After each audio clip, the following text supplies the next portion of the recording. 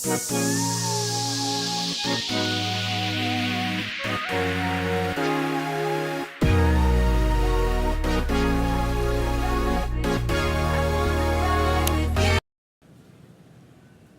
YouTube, my name is Bookie and welcome to my channel.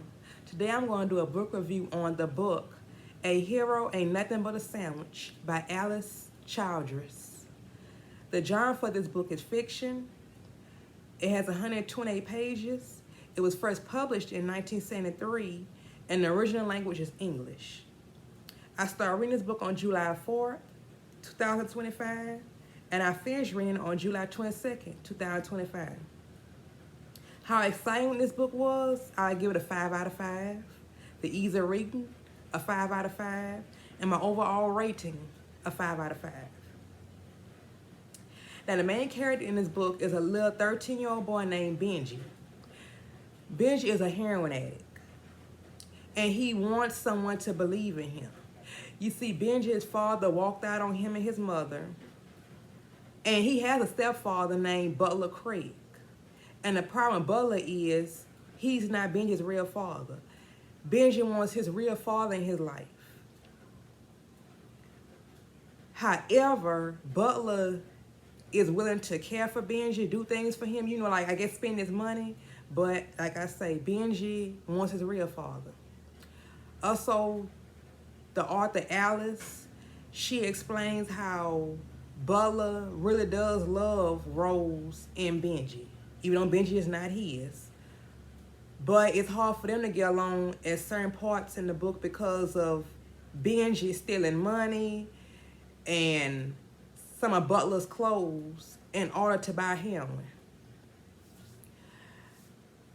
I would say this book shocked me in a way because I never heard of a 13-year-old heroin addict.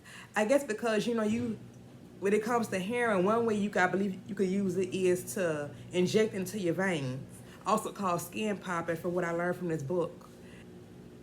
When I was 13, I know I didn't like shots, and I just find it strange that a person at 13 years old would love to inject something into their veins. One question is, what did you think of the book? I thought Benji needed more discipline. I feel as though that Rose should have let Butler discipline Benji, and maybe Benji would not have turned to be an addict, and he would have had more respect for his elders.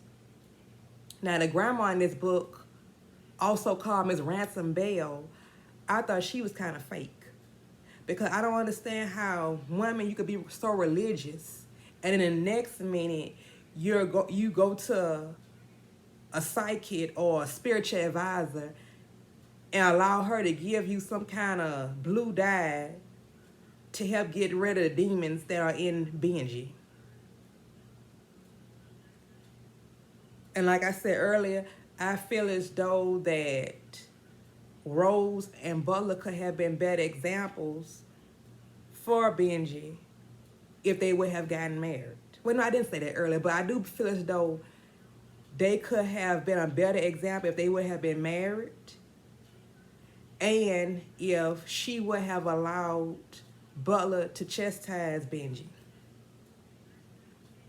I took away from this book that sometimes the people who I don't want to deal with are the people I need to deal with. I learned that from this book because even though Benji did not like Butler, I felt as though that he should have gave Butler a chance, because there are not many real fathers or stepfathers that would do the things that Butler did for him.